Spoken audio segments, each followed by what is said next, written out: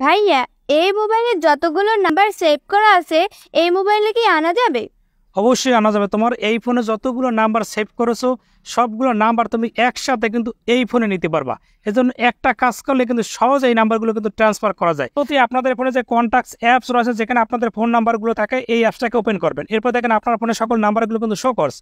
এই নাম্বারগুলো আমি অন্য একটা ফোনে নেব। নেওয়ার জন্য নিচে দেখতে পাচ্ছেন অর্গানাইজ লেখা আছে, এখানে একবার ট্যাপ দিবেন। ট্যাপ দেওয়ার পর দেখেন অনেকগুলো অপশন, একটু নিচে দিকে গেলে দেখতে পাচ্ছেন এক্সপোর্ট টু ফাইল একটা অপশন দেখতে পাচ্ছেন, এখানে একবার ট্যাপ দিবেন। ট্যাপ দেওয়ার পর আপনার ফোনে যতগুলো জিমেল রয়েছে জিমেলগুলো শো করবে, কারণ জিমেলগুলোকে আপনি টিক মার্ক দিয়ে দেবেন। এবার নিচে এক্সপোর্টে ক্লিক করে দেবেন। ক্লিক করার পর দেখেন নিচে একটা কন্ট্রাক্টস নামে কিন্তু একটা ফাইল অলরেডি কিন্তু তৈরি হয়ে গেছে। এবার সেই অপশনে ক্লিক করবেন। এবার আপনার ফোনে গ্যালারিতে কিন্তু সেভ হয়ে যাবে। এবার আপনার ফোনে যে ফাইল অপশন আছে ফাইল অপশন চলে যাবেন। যার পর দেখতে পাচ্ছেন ডকুমেন্টস লেখা আছে, এই ডকুমেন্টসে ক্লিক করবেন। ক্লিক করার পর দেখেন সেই ফাইলটা কিন্তু অলরেডি এখানে চলে আসে। এখন আপনার যে কাছে পাশে থ্রি ডট, এখানে একবার ট্যাপ দেবেন।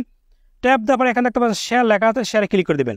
এরপর আপনার হোয়াটসঅ্যাপ ইমোতে যে কোনো মাধ্যমে নিতে হোয়াটসঅ্যাপে ক্লিক করলাম। এরপর আমি অন্য একটা ফোনে নেব, আমি যে কোনো একজনকে পাঠাবো, এটা আমি ক্লিক করে আমি সেন্ড বাটনে ক্লিক করে দিলাম।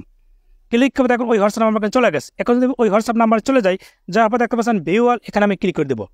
ক্লিক করার পর দেখুন ওই নাম্বারে কিন্তু অলরেডি কিন্তু ভাই দেখেন শো করছে। এখন এগুলো আপনি কীভাবে সেভ করবেন, পাশে দেখতে পাচ্ছেন অ্যাড লেখা আছে, অ্যাডে ক্লিক করবেন, নিউতে ক্লিক করবেন। দেখবেন আপনার যে কোনো জিমেলে অথবা ফোনে অথবা সিমে যে কোনো আপনি সেভ করে রাখতে পারেন, ওই ফোনে কিন্তু অলরেডি চলে যাবে। এবার আপনি যে কোনো নাম্বার নিতে পারেন।